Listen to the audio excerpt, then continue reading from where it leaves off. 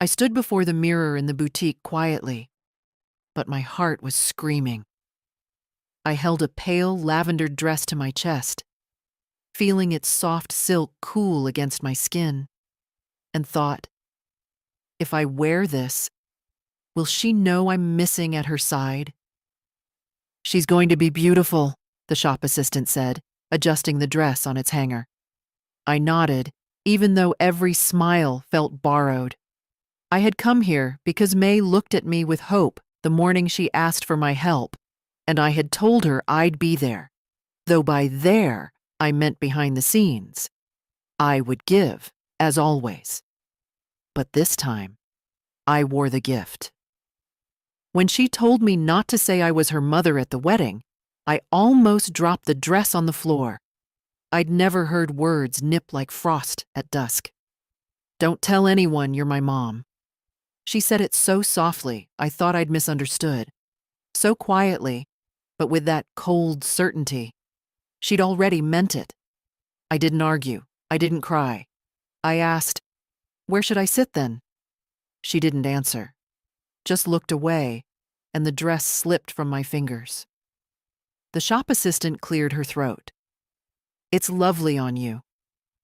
I turned to the mirror. There, beyond my reflection, I remembered the little girl who used to clutch my hand, the teenager who confided every secret in my tired kitchen, the mother who'd found safety in my arms. All those layers of love, built in quiet evenings and patchwork emergency plans, had one final test ahead. The dress fit, not too tight, not too loose. I touched the neckline, smoothing it. I paid for it with the account May provided, transferred with an efficiency that felt as distant as satin on glass. Walking home, I imagined her wedding day, pastel bouquets weighed with dew, laughter echoing under the arbor, the look on her face when she walked down the aisle. Would she even want me there? Don't tell anyone. The words repeated in my mind like a harsh refrain. I reached my front door and halted. The dress hung limp in my hand now, as if it had never belonged to me. I swallowed the ache. I hadn't expected gratitude. I didn't even expect acknowledgement. But I had expected inclusion. A place, a role, a moment that said, this is your family too. Inside, May's old photographs lined the hallway, the ones she never bothers to dust. Her childhood portraits, our Christmas mornings, the day she graduated from high school. I paused in front of the black and white shot, where she hugged me so tight her face was hidden in my coat. I laid the dress on the staircase banister and said aloud, I'll be there. I just didn't know how yet. The florist called at 9:10, cheerful and precise.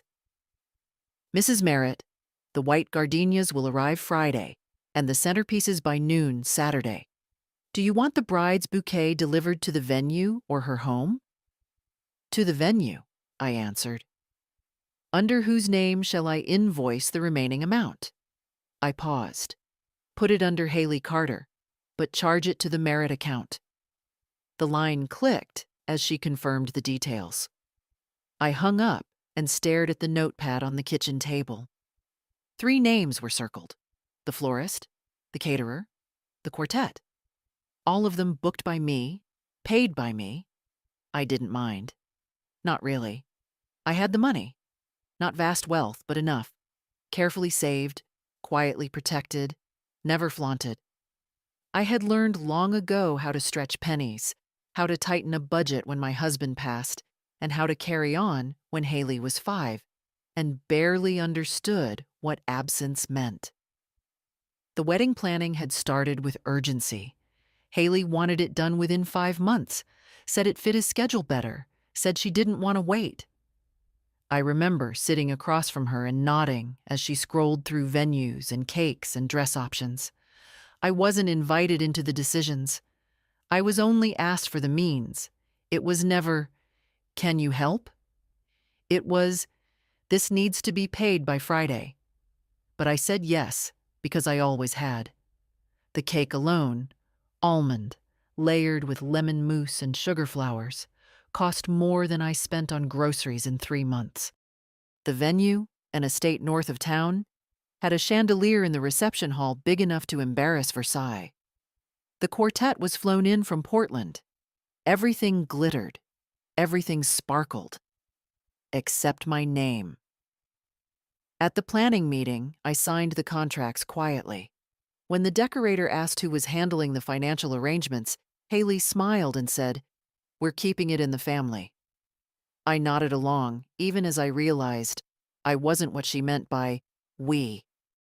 She said it with her fiancé beside her. He's a corporate lawyer, polished, charming. He called me Mrs. Merritt, even after I told him he could use my first name. I don't think he liked that my nails were short and my shoes were plain, or that I asked questions about hidden fees.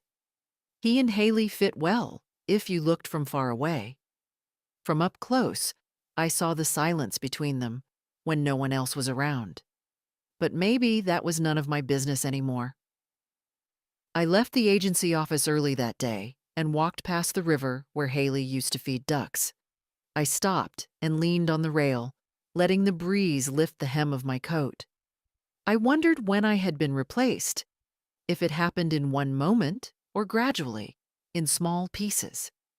She used to call me at midnight in college, asking if Tylenol could help a migraine.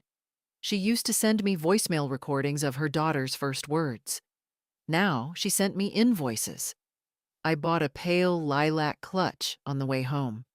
It matched the dress. Inside, I would carry tissues, mints, and a check. The same things I carried to her graduation. The same posture, present but invisible. That evening, the caterer called. "Mrs. Merritt, just confirming final guest count, 102? Yes. And your seating?" "I'm not assigned a table," I said.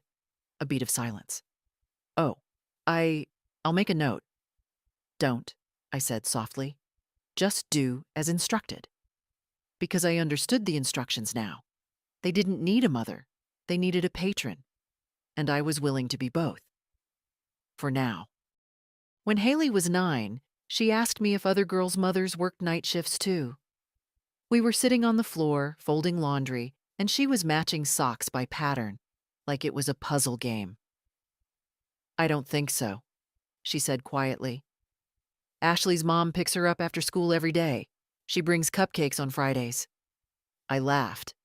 "Well, I'm no good at cupcakes." She didn't smile. I was a nurse back then, full-time, double shifts when they needed me, which was often. Our apartment was small, clean, and quiet.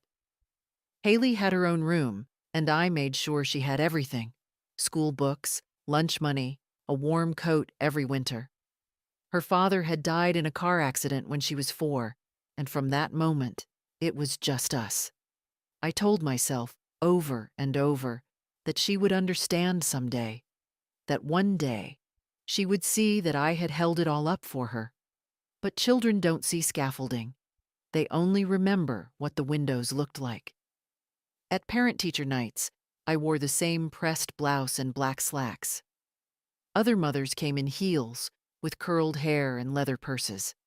I came with notes in my hand, and a face still marked by a surgical mask line. One year, when Haley was 12, I caught her telling a friend that I worked downtown without specifying where. "Why didn't you say I'm a nurse?" I asked her later. She shrugged. "I don't know. It just sounded better." I didn't push it. I just went to the kitchen and made spaghetti. In high school, Haley excelled. Smart, disciplined, competitive. She got a scholarship to a private college 2 states away. I drove her there myself in my 15-year-old car with one back window that wouldn't roll down. When we arrived, she jumped out quickly, already scanning the campus like she was trying to erase where she came from. "Let me help you with the boxes," I said. "It's okay, they have volunteers," she answered, already halfway down the walkway. That night, alone in a budget motel, I held her baby picture in my hand and stared at the curve of her cheek.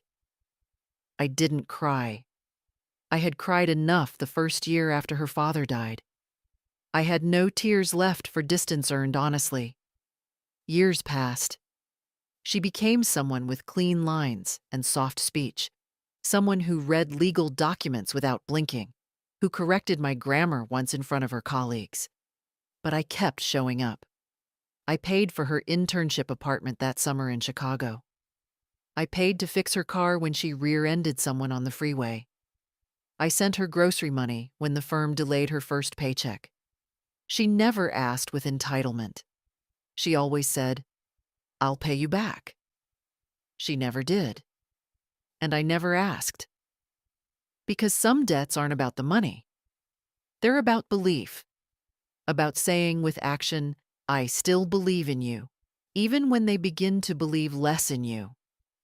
The first time I realized she was embarrassed by me, really embarrassed, was when she called to say she couldn't make it to Thanksgiving. "We're going to my fiancé's parents," she said. "They live in the city?" "More or less." I found out later they were 15 miles away. I baked pie anyway. Apple, with a touch of lemon zest, the way she liked it when she was small. No one came to eat it. After that, we spoke less. Always polite, always transactional. Her voice had a cadence reserved for phone trees and customer service. So when she asked for help with the wedding, no warmth, no preamble, I said yes. Because I'd said yes to everything. Because I thought maybe, finally, this was the thing that would bring me back into the light of her affection. I never expected gratitude, but I also never expected shame. The morning before the wedding, I stood in the bathroom curling my hair for the first time in years. I wasn't very good at it anymore. My wrist stiffened with age, and the iron never clamped quite where I aimed. But I kept at it. The dress was laid across the bed, its soft lilac folds catching the early sun. I'd steamed it carefully the night before and polished the little clasp on the matching clutch. My low-heeled shoes sat by the door. All that remained was the invitation. Only it hadn't come. I checked the mail again, just in case. Still nothing. A flyer, a utility bill, a coupon for a carpet service I didn't need. I picked up my phone, opened my email, then my texts. Nothing from Haley. No forwarded details, no reminder. Just the same string of logistical updates from the planner weeks ago, all dry and impersonal. At 9, I called the venue. I didn't say who I was, just asked for the ceremony. Start time. 3 o'clock, ma'am, the receptionist answered. Reception follows at 6. Please check in at the guest table upon arrival. Guest table. Maybe they didn't send physical invitations. Maybe everything was digital. Maybe she assumed I would just come. Or maybe she hadn't wanted to send one. I stared at my reflection. My lipstick was soft coral, subtle. I wore it the day Haley graduated college. She told me I looked neat. Not beautiful, just neat. On the counter, I'd laid out a tiny envelope with a handwritten card and a check inside. The handwriting was deliberate. I'd practiced it. To Haley and Carter. For the beginning you deserve. I didn't write love, Mom. I just signed it JM. I told myself it was to be understated. Tasteful. But if I was honest, I didn't want to give her anything that could be quoted out loud. Not if she was pretending I wasn't her mother. I made a cup of tea, but it sat cooling beside me as I wandered the house. I touched the bookshelf she helped me paint when she was 12. I opened the coat closet and saw her old rain boots, bright yellow, size 3, still lined with faded pink fleece. They made me smile, and then they made me ache. At noon, I sat on the edge of my bed in my slip, dress still untouched beside me, and stared at the silence. Was it possible to love someone so completely, and still not be welcome at the most important day of their life? I told myself she was stressed, that details had slipped, that someone else had forgotten to include me. But somewhere inside, I felt the truth sitting there, calm and heavy. She had meant it when she said, "Don't tell anyone you're my mom." That wasn't about timing or etiquette. That was identity. And identity didn't get lost in the mail. I stood up and zipped myself into the dress. The fabric felt smooth, kind, like it didn't care who I was. I applied a little more powder, adjusted the pearl studs in my ears, and wrapped the soft gray shawl around my shoulders. I looked like someone's mother, just not hers, apparently. Still, I would go. Because not everything we do is for the person who's forgotten us. Sometimes we show up to remind ourselves we're still real. The parking lot was almost full by the time I arrived. Shiny cars gleamed under the soft spring sun, lined up like guests themselves, polished, prepared, carefully chosen. My Toyota looked out of place among them, but I didn't mind. It had carried me through harder days than this. The estate grounds were picture perfect. Ivy-covered arches, stone steps, delicate signs directing guests toward the ceremony lawn. Everyone I passed was dressed just right. Sleek fabrics, expensive shoes, hair caught in elegant arrangements. I walked slower than most, letting them pass, letting them not notice me. At the top of the steps, a young woman in a headset smiled and asked, "Name, please." I hesitated. "June Merritt." She scanned her list, frowning lightly. "I don't seem to have you here. Are you with the bride or groom?" I looked past her toward the lawn, where white chairs were arranged in neat rows. "I'm the bride's family," I said quietly. She nodded, still unsure. "You can wait just off to the side for now." I stepped aside, my heart drumming a strange rhythm. Guests were laughing and greeting each other. I saw Carter in the distance, greeting someone's uncle with a firm handshake. I didn't see Haley. Then I felt a hand on my elbow. A familiar perfume reached me first, white jasmine and something citrus. Haley's scent. She was standing beside me before I could speak. "Mom," she said. Not loudly, not warmly. Just the word, like it was a problem to be solved. I smiled. "Hello, sweetheart. You look—" "We need to talk," she cut in quickly. "Come with me." She led me away from the crowd, toward a gravel path shaded by birch trees. Her heels crunched sharply on the stones. Mine moved softer, uncertain. When we were out of earshot, she stopped and turned. Her eyes scanned me, then the dress. "You wore the lilac one." "You said it suited the setting," I said. I meant it lightly. She didn't smile. "I thought you weren't coming," she said flatly. "There was no RSVP." "There was no invitation," I replied. She sighed, rubbing the space between her brows. "It wasn't personal. We tried to keep it small and it's complicated, okay?" "Haley," I said gently, "I've paid for most of this wedding." "I know," she whispered, "and I'm grateful, truly. But Carter's family is very particular. His parents are here. They're friends. They're used to a certain kind of—" She stopped herself. "Kind of what?" I asked, quietly. She avoided my eyes, and then she said it. "Just don't tell anyone you're my mom, okay?" I stared at her. The world slowed. The breeze that had seemed warm before now felt cold against my arms. "I'm sorry," she added quickly. "It's not that I'm ashamed. This isn't the time for complicated things. I need everything to go smoothly." I opened my mouth. Nothing came out. "I'll make it up to you," she said. "Maybe we can have dinner next week. Just us. But today, please, just be discreet. Don't correct anyone. Don't say anything." My throat burned, but I swallowed it. I looked down at my shoes. "You're asking me to be invisible," I said. "I'm asking you to be kind," she answered. "Just this once. Just this once." As if there hadn't been 100 other times. I nodded. "Of course," I said. Because what else does a mother say when her child has already made the choice? She looked relieved. "Thank you," she whispered. Then she walked back toward the others.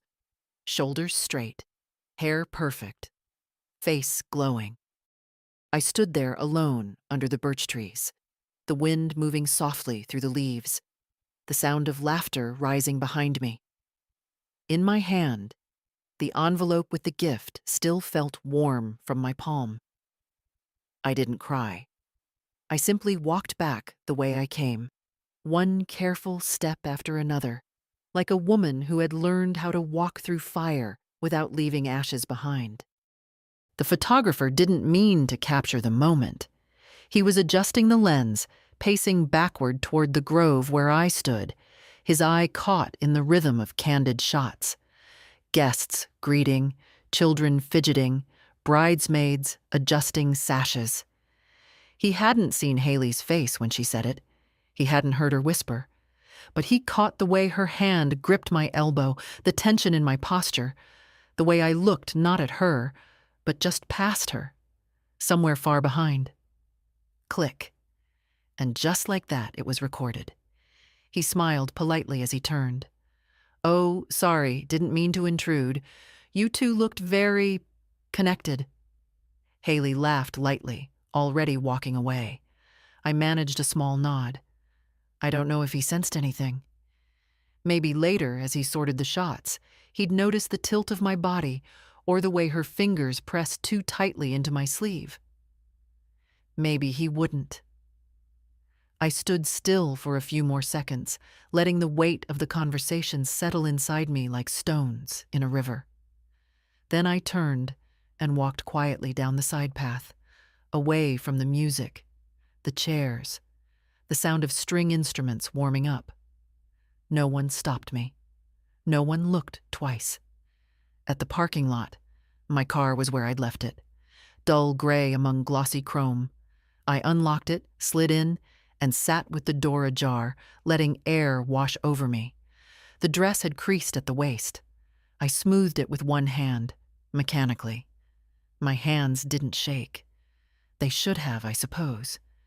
That's what people imagine when mothers are rejected. Shaking hands, wailing hearts, public tears. But the hurt in me didn't rise up. It settled. Deep. Solid. Like something that had always been waiting to happen. The check was still in my clutch. I looked at it now, folded with care, written with ink that didn't smudge. To Haley and Carter, it said. It didn't matter if I added with love. The money didn't carry the sentiment. I placed the envelope on the passenger seat. For a moment, I considered driving home. Then I drove instead to the edge of town. There, in a quiet cafe near the lake, I sat with a cup of coffee and no appetite. The waitress asked if I wanted cream. I said no, and she didn't ask why. Outside, couples walked dogs. A toddler pointed at ducks. The world moved on, unbothered by a wedding, by a mother dismissed, by a dress worn for someone who didn't want to see it. I stayed there for over an hour. I thought of Haley's face as a child, the way she used to braid my hair for fun, how she'd crawl into my bed on stormy nights and whisper, "Don't let go." Now she said the opposite. "Don't hold on. Don't say who you are. Don't remind me of the parts of myself I no longer want to be seen." At some point, I realized I still had the photographer's card. He'd handed them out earlier, each one stamped with Timothy Stokes Studio in neat gold letters. On a whim, I called the number.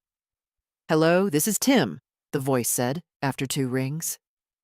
"Hello, Mr. Stokes," I said. "This is June Merritt. I believe you just photographed a wedding at the Grantham Estate?" "Yes, of course. Beautiful day for it." I'd like to pay for the album, I said simply. All of it. I believe the bride arranged for a basic package. Please upgrade it to full editorial. Include every image, especially the candids. There was a pause.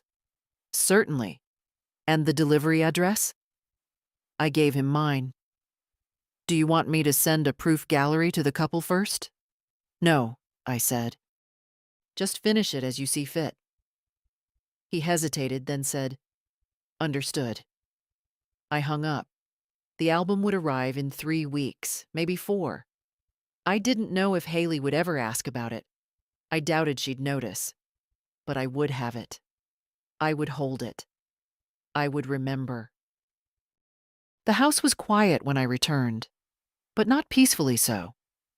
It had the hush of something abandoned, like a church after service, faint perfume in the air, forgotten tissues in the pew. I left the dress on the back of a chair and sat down at the kitchen table without turning on any lights. The silence felt necessary. For a long moment, I just stared at my hands. The left one bore the faint imprint of my wedding ring, worn away years ago when I stopped needing its comfort. The right one rested lightly on my phone. Then I picked it up and called the bank. Thank you for calling Ashland Savings, the voice said cheerfully. How can I help you today? I'd like to speak to someone about recent scheduled payments, I said. My voice surprised me, low, steady, with no tremble. Certainly. I'll connect you with our personal accounts team. A pause, a soft click, then a new voice. Male, warm, efficient. Mrs. Merritt? This is Paul. What can I do for you today? I need to stop a series of payments, large ones, related to a private event. I named the caterer, the florist, the decorator, the estate. He listened without interruption. May I ask the reason for the cancellations? He said gently, like someone trying not to step on a wound. There's been a change in circumstance, I replied, and I no longer wish to finance them. He paused. Some of these payments are scheduled to finalize overnight. If we act now, we can intercept most of them. I'd like you to do that. He continued typing, then said, Done. You'll see funds released back into your account within the next 48 hours. I exhaled slowly. One more thing, I said. I'd like to open a separate trust for my granddaughter. Her name is Sophie Merritt. Of course. Do you have an age in mind for disbursement? 25, I said. Or sooner if she's in school or facing hardship. He paused again. That's very thoughtful. It's overdue, I said. We completed the paperwork by phone as far as we could.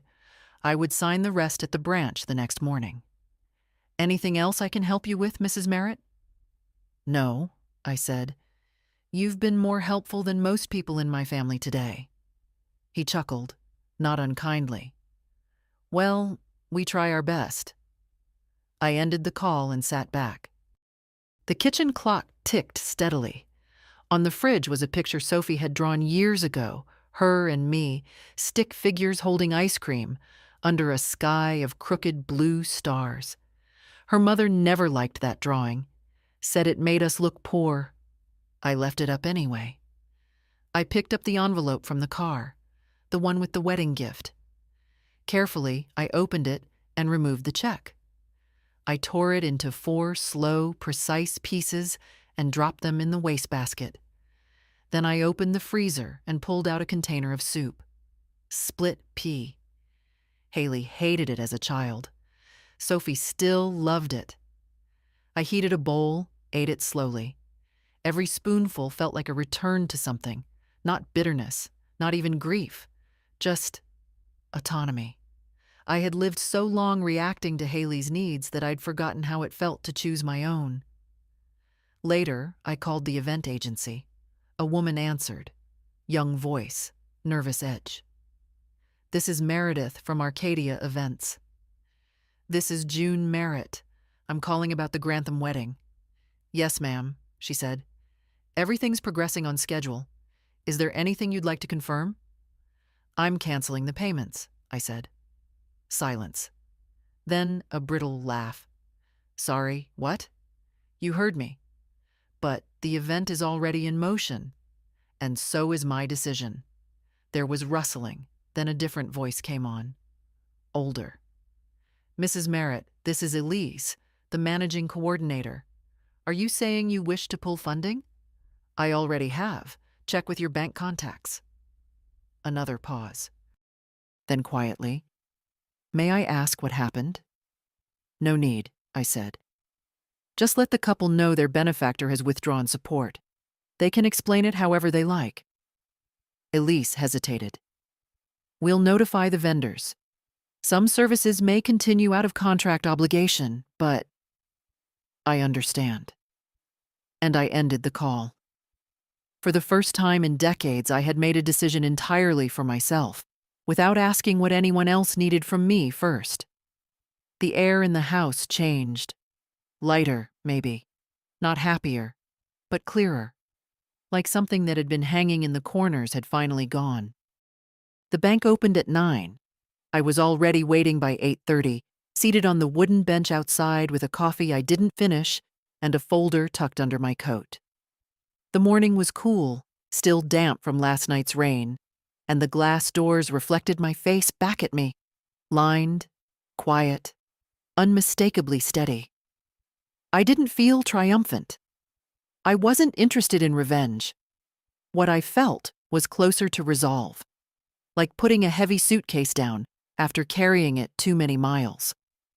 When the security guard unlocked the front doors, I stood and stepped inside. Good morning, the young teller greeted me. I have an appointment with Paul, I said. About the trust account. She smiled. He's expecting you. Right this way. Paul looked a bit surprised to see me so early, but he stood, shook my hand, and led me to his office. It smelled like printer paper and citrus wipes, the kind of sterile comfort that meant nothing and everything at once. Everything's in place, he said, pulling up files on his screen. The payments were stopped in time. One deposit went through, but it's reversible. The trust draft is ready, just needs your signature. He handed me a printed copy. I read every line, not because I distrusted him, but because I wanted to know exactly what I was giving and to whom. Sophie Merritt, my granddaughter, my only real person in this entire mess, who had looked at me again and again as if I were someone to run toward, not away from. The trust would be modest but solid. Enough to help her through college. Enough to make a choice, any choice, without bargaining with guilt. And if something happens to me before she's of age? I asked. We've built in a secondary clause, he said. It becomes irrevocable and is managed by a third-party custodian until she turns 25. Good, I said. I signed each page slowly, carefully. The pen left a clean blue line across paper that had only ever known my signature in contexts of giving, co-signing loans, wiring tuition, opening joint accounts for people who used me like scaffolding. This one was different. This one was mine. When it was done, Paul slid a copy into a neat folder and handed it to me. She's lucky, he said, meaning it. She's kind, I answered. That's different than lucky. I left the bank and walked 2 blocks to the legal office that had handled my will years ago. The secretary, a woman I hadn't seen since she was pregnant with her second child, looked up and smiled. Mrs. Merritt, it's been a while.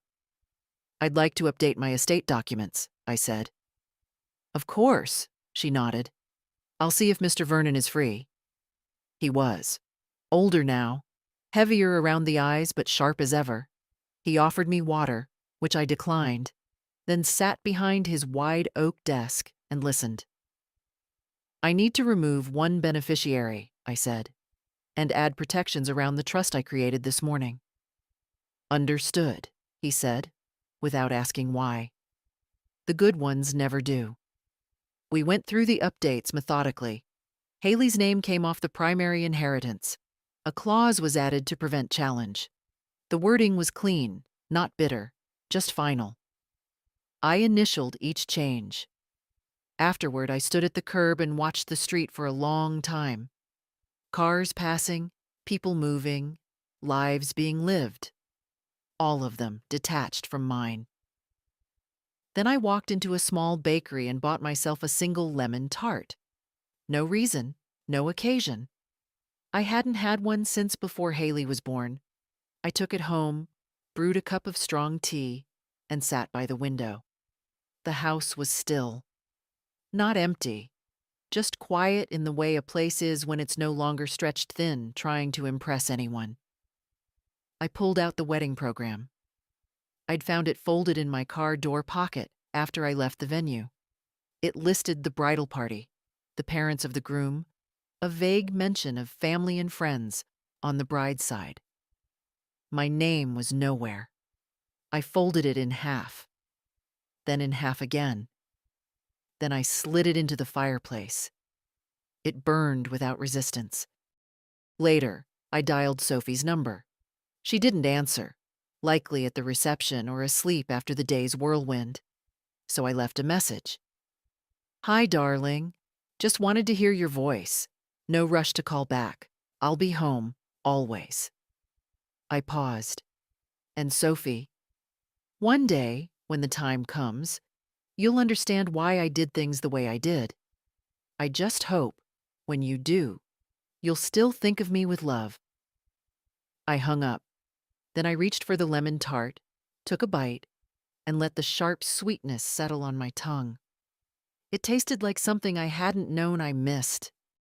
The knock came just after 7. I hadn't expected anyone. Certainly not that night, not after everything. I was still in my house sweater, the lemon tart plate in the sink, the tea long gone cold. When I opened the door, Sophie stood there. She was still in her bridesmaid dress, dusty rose silk, creased now around the waist, a strand of hair fallen loose from her updo. She looked tired in the way young people rarely do. Real tired, soul-deep tired. But her eyes were clear. "Grandma," she said. I stepped aside without a word, and she walked in like she'd done 100 times before. She sat at the table. Same chair she always chose, the one closest to the window. She didn't touch her phone, didn't fidget, just looked at me. "I tried calling," she said. "I turned it off," I replied. She nodded, like she understood. Then, softer. "It was a mess. You probably already know." I didn't answer. She continued. "The food didn't show up. The music cut out halfway through the reception. The manager pulled Carter aside and asked for a card, said the booking wasn't finalized." Still, I said nothing. I poured her a glass of water instead and set it gently in front of her. Sophie traced the rim with one finger. Mom didn't know what to say. She told people it was a vendor mistake. Carter was furious. I looked at her. "And you?" She took a long breath. I was embarrassed. For them. There it was. I sat across from her. The lamp above us buzzed faintly. Outside, wind moved through the trees.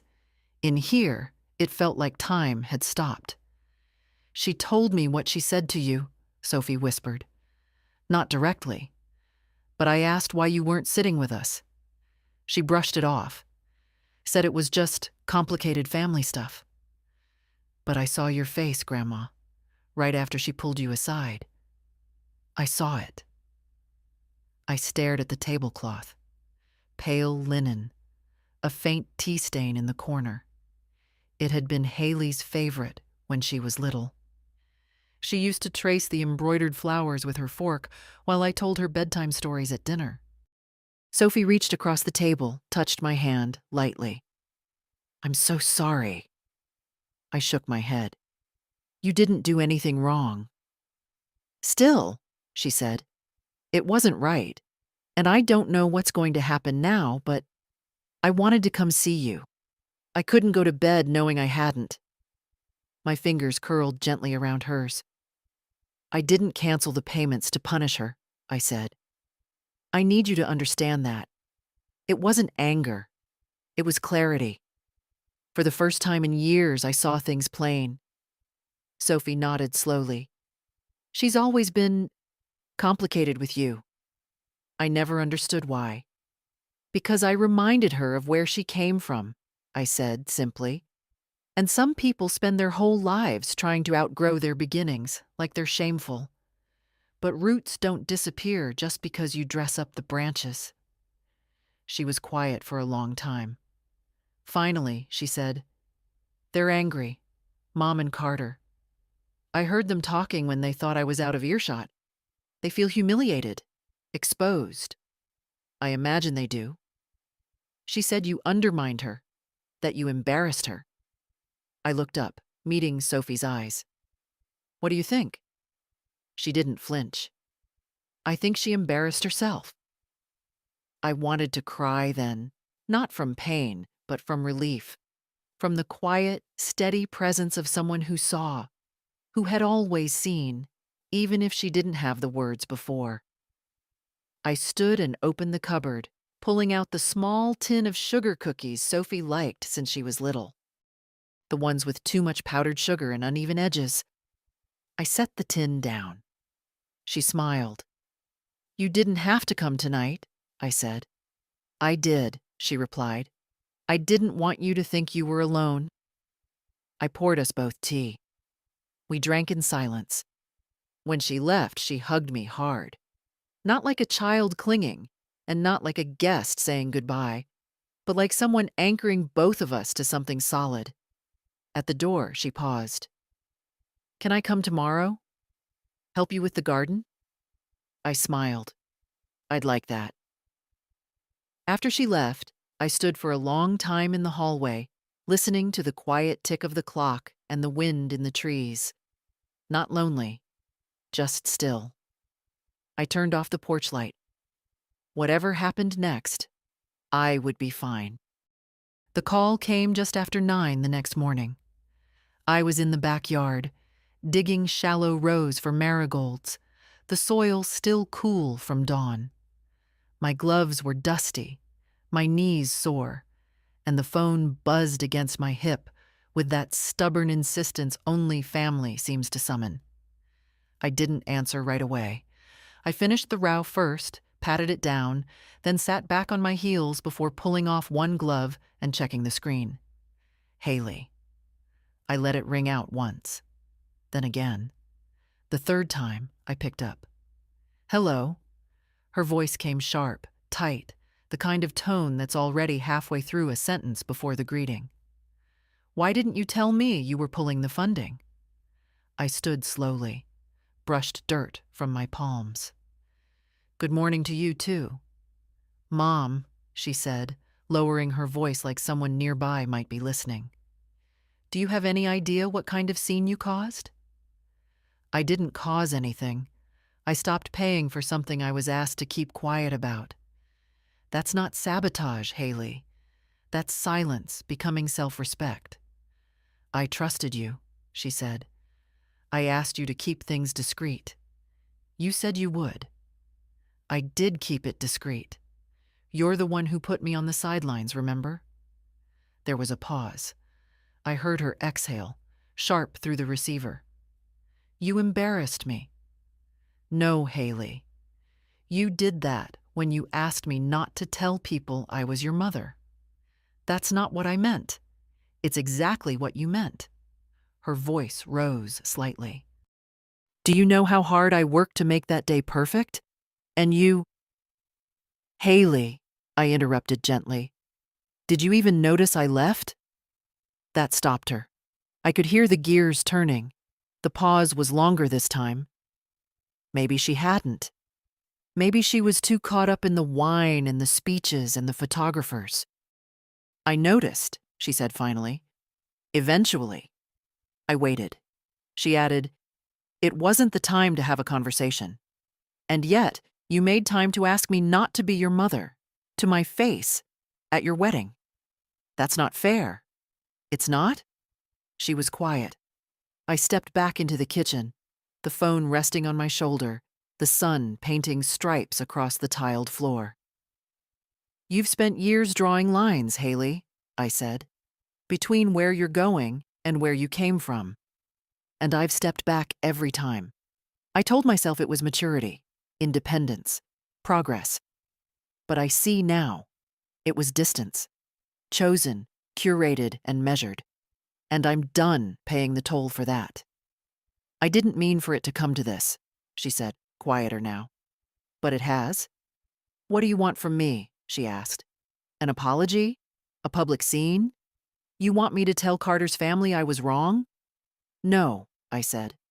I want nothing from you, not anymore. That's the point. She scoffed. That's rich. After everything I've asked of you, now you decide you're the victim? I'm not a victim, Haley. I'm just done pretending I'm welcome in a house where I'm only useful if I'm invisible. Another long silence. You didn't even say goodbye. I didn't need to, I said. You'd already said it. For a moment, neither of us spoke. Then, in a voice trying hard to regain control, she said, You've made your choice, clearly, and I'll respect it. But you've burned a bridge that won't rebuild easy. I know, I said. She hung up. I placed the phone face down on the counter and stood in the middle of the kitchen, letting the quiet return. Then I turned back to the garden. I had marigolds to finish, and an afternoon still my own. The package arrived on Thursday, 4 days after the wedding. It came in a square, flat box wrapped in heavy brown paper with a gold sticker on the corner. Timothy Stokes Studio. No note, no call, just the box, resting neatly on my porch like any other delivery. I brought it inside and set it on the table, staring at it for a long time. I wasn't sure I wanted to open it, not because I feared what was inside, but because I already knew. Still, I fetched the scissors, sliced through the tape, and lifted the lid. Inside was a dark gray album, cloth-bound, the kind that whispered permanence with its weight. I placed it on the table and opened to the first page. The cover image was expected. Haley and Carter walking hand in hand through the garden path, sunlight filtering through the trees, her veil caught midair like something divine. I turned the page. The ceremony, rows of smiling guests, the minister's hands raised mid-blessing, Haley's face as she glanced at Carter. All perfect, all planned. Then came the candids. I don't know if Timothy understood what he captured, but he had the eye of someone who listens without asking. There it was, a shot of Haley reaching for my elbow, her fingers tight around my arm, her mouth close to my ear. Another of my face, slightly turned, expression unreadable. I was wearing the lilac dress. You could see the soft shawl around my shoulders, the pearls at my neck. You could also see distance, unmistakable, intimate, but cold. I turned the page. The guests laughing, toasting, plates of food untouched. Then the reception. Images that should have been joyful. But if you looked closely, really looked, you'd see the tension in Haley's shoulders, the forced smile on Carter's face. In one frame, Sophie is in the corner, looking toward the empty chair where I should have been. Page after page, the album unfolded like a story no one meant to tell. A beautiful day, polished on the surface, but frayed around the edges.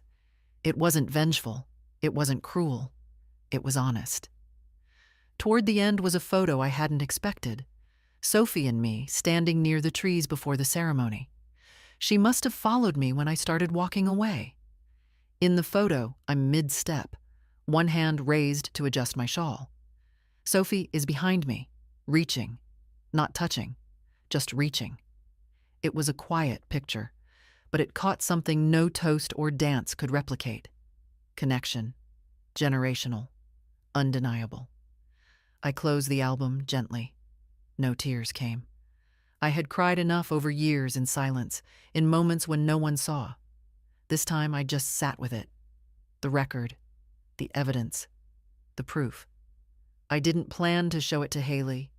I didn't plan to show it to anyone, really. But I would keep it. Not out of spite, not to relive pain, but because for once, the record showed the truth. I tucked the album back into its box, sealed it lightly, and carried it to the hallway cabinet. Not hidden, not displayed, just placed.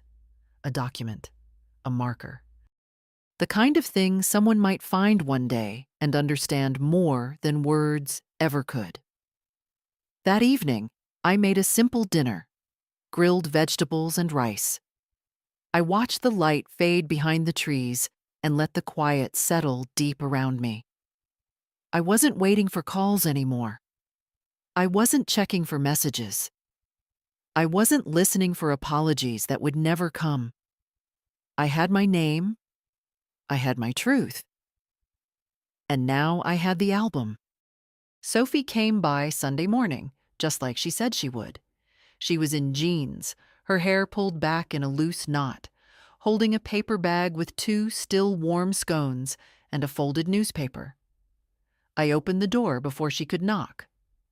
"You always know," she smiled. "Old habit," I said. "I used to listen for your mother's footsteps too, when she still lived here." She didn't answer that, just stepped inside and placed the bag on the counter. We ate in the kitchen, sunlight filling the room in slow strokes.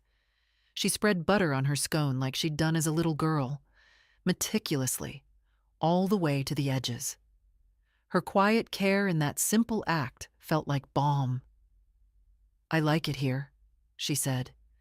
"Your house feels like everything stayed in one place." "Sometimes it did," I said. "Other times it only looked that way." After breakfast, we moved to the garden. The marigolds had settled in their rows. Sophie knelt beside me and dug with her hands, not minding the soil under her nails. She asked about each plant. I told her the stories, how some had come from clippings, others from seeds given to me by neighbors long gone. She listened like none of it bored her. That was new. Around noon, I stood to stretch my back. Sophie wiped her forehead and said, "You never told me you liked working out here so much." "I didn't think anyone needed to know," I said. "I used to come out here after double shifts at the hospital. It was the only quiet I had." She looked around. "No wonder you kept it." Later, we sat on the porch with glasses of cold tea, shoes off, our feet resting on the worn wooden steps. The air smelled of lavender and cut grass. I hadn't felt this kind of peace in years. She turned to me and asked, "Can I ask something?" "Always." "Why did you really stop the payments? I mean, not just the surface reason, not the hurt." "I know that part. But why now? After everything? Why not just walk away quietly, like always?" I thought for a moment, then answered slowly. "Because something shifted. Not just in her, but in me. For a long time, I believed love meant staying useful. That if I just kept giving, eventually it would be enough. But standing there, in that dress, being told not to call myself her mother, I realized I was part of my own erasure. Sophie didn't flinch. She just watched me. "I didn't want to punish her," I said. "I wanted to stop participating in my own disappearance." She nodded once, then twice. "I think you did the right thing." "It didn't feel brave," I said. "It just felt necessary." She was quiet a while. Then she reached into her canvas bag and pulled out something wrapped in tissue, small, square. "I made you something," she said, almost shy. I unwrapped it carefully. It was a hand-painted tile in soft colors, lilac and cream, my garden, and on it, in neat lettering. You were always seen. I swallowed hard. Sophie, I whispered. She reached over and took my hand. I saw you, even when she didn't. I saw you. The wind moved through the trees then, soft and certain, like an answer. We sat there until the light shifted, until the day bent into afternoon and the sky deepened into a pale blue stretch of quiet. She didn't need to stay longer. The gift was already made. And I knew, as I looked at her walking down the path toward her car, that I would never again believe I had vanished. I had roots, and they had bloomed. She showed up 3 days later. No call, no warning. Just her car pulling up the drive like it used to when she was 23 and between jobs, still unsure of herself, still willing to be vulnerable. Only now she stepped out of the car with that clipped grace she'd perfected. Heels too tall for gravel, coat too smooth for spring wind. She didn't knock. Just opened the gate, walked through the garden, and stood at my back door like she wasn't sure what she'd come to find. I was shelling peas at the kitchen table. When I looked up and saw her silhouette through the screen, I didn't move right away. She opened the door without asking. Hi, she said. Haley. She glanced around like she was checking for someone else. You're not screening my calls? I turned off the ringer. Peace is expensive. I'm trying not to waste it. She gave a short breath of something between a laugh and a sigh. May I sit? I nodded. She sat across from me, knees tight together, hands folded, lips pressed. Everything about her said control, except her eyes. Her eyes were too wide. I didn't come to fight, she said. Good, I said. I'm not offering one. She looked down at the peas on the table, picked one up, rolled it between her fingers like it might help her find the words. Why didn't you just talk to me? She asked. Before pulling out of the payments, before freezing the accounts, before whatever this is now. I didn't raise my voice. I didn't lean forward. I simply said, I'd been talking to you for 30 years, Haley. You just stopped listening. She swallowed. Hard. But she didn't interrupt. You asked me to be part of something, I continued, but only in the ways that were convenient. You wanted the money, the help, the support, but not the presence, not the truth of me. I didn't mean it like that, she said quickly. The wedding, it was complicated. No, I said. It was clear. You asked me not to tell anyone I was your mother. That wasn't about stress. That was about shame. Her shoulders stiffened. That's not fair. It's not kind either, but it's true. She stood abruptly, walked to the window, arms folded. I built something, she said. A life, a career, a place in the world, and sometimes I didn't know how to fit you into it. That's not the same as being ashamed. You didn't need to fit me, I said. You just needed to let me be. She turned to me, her voice shaking. You have no idea how hard I worked to keep things from falling apart. You think I married for comfort? I married because I was tired of drowning. I built my life on order because all I remember from childhood is you crying at the kitchen sink and bills we couldn't pay. I said nothing. You think I forgot who you are? She whispered. I remember every night you stayed awake while I was sick. Every shift you picked up when we couldn't afford heating. I remember how your hands looked after 15 hours in latex gloves. I looked at her then. Really looked. Then why? I asked gently. Did you want to hide me? She sat back down slowly. Because if I let the truth of you into that room, she said, I was afraid I'd lose what I built. And did you? She shook her head. No, but I lost something else. We sat there in silence. I'm not here for forgiveness, she said finally. I'm not even sure I deserve it. I'm not offering it like a reward, I replied. I'm offering it like a boundary. You don't get to take me in pieces anymore, Haley. I'm whole, whether you choose to see it or not. She nodded, almost like she'd expected it, maybe even needed to hear it. She stood again. I don't know what comes next. Then take your time, I said. But don't come back with apologies wrapped in expectations. I've run out of room for performance. At the door, she paused. Did Sophie tell you she's applying to the art program? She did, I said. She'll be fine. She told me she wants to move in with you for a while. She's welcome, I said. She always has been. Haley looked like she might cry then, but didn't. She just nodded, opened the door, and left. And this time, I didn't watch her drive away. Sophie arrived on a Tuesday with 2 suitcases and a canvas tote full of books. She parked carefully, like she didn't want to disturb the gravel.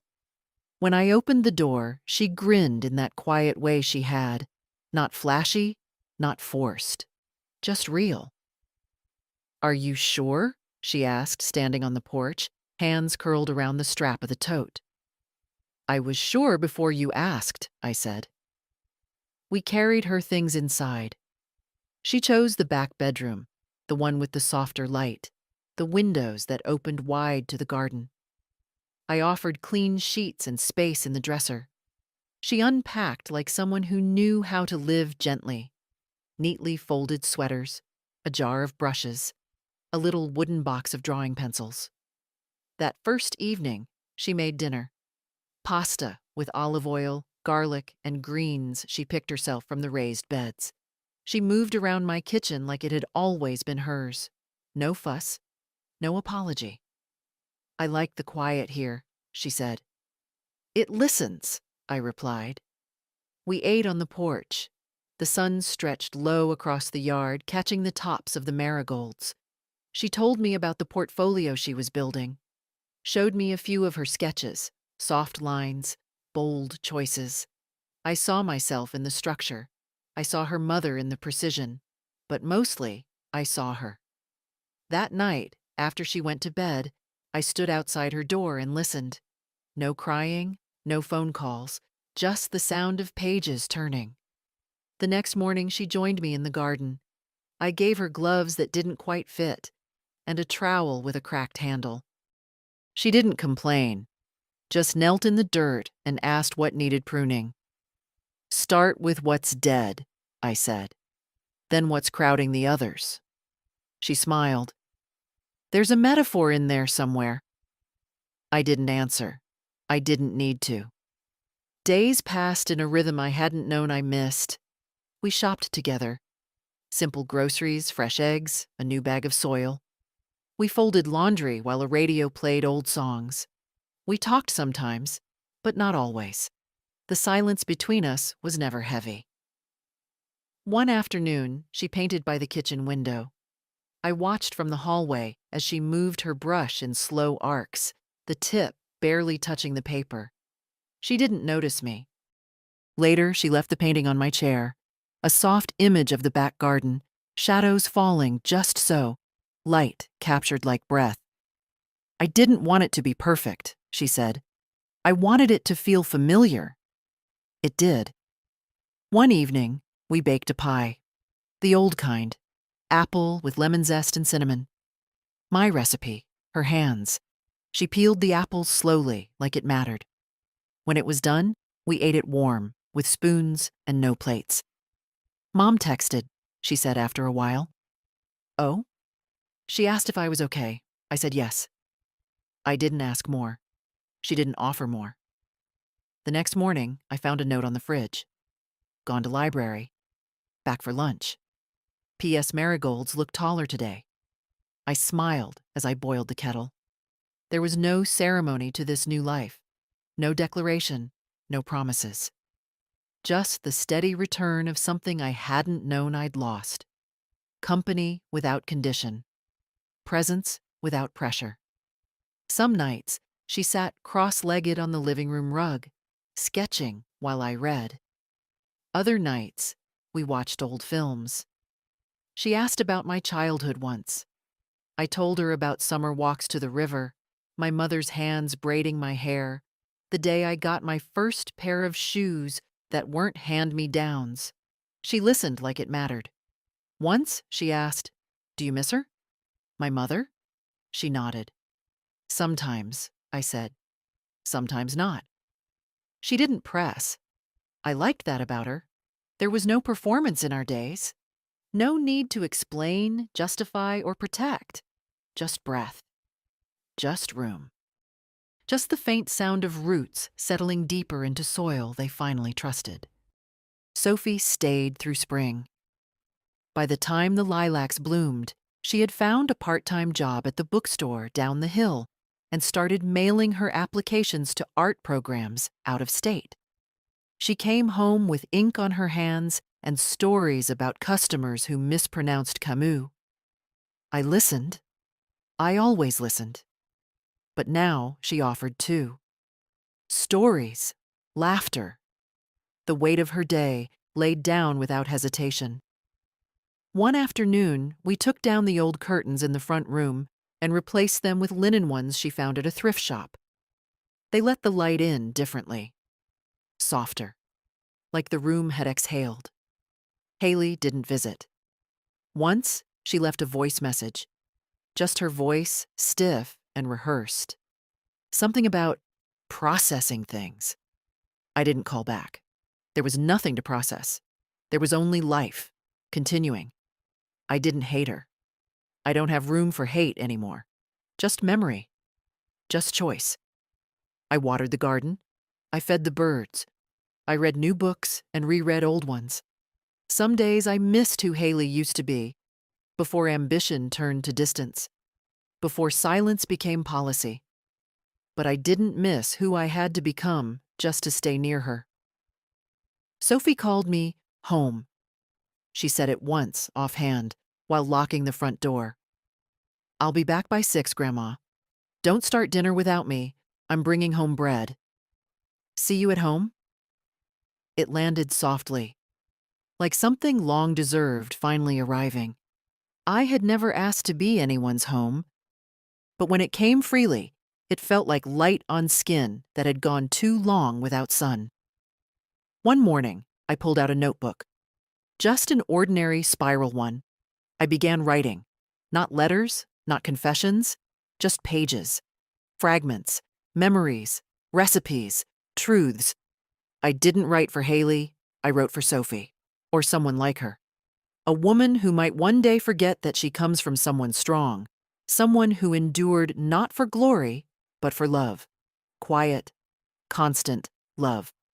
In the last pages, I wrote this. You don't need to be what they expect. You don't need to shrink to keep the peace. Speak clearly.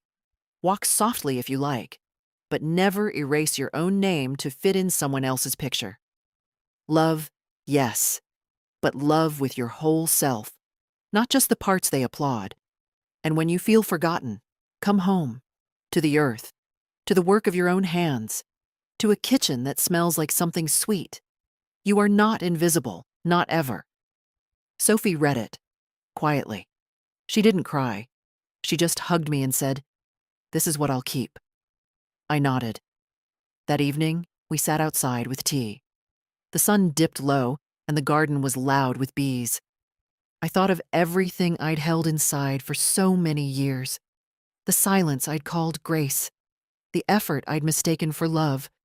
The patience that had nearly undone me. And I thought of now.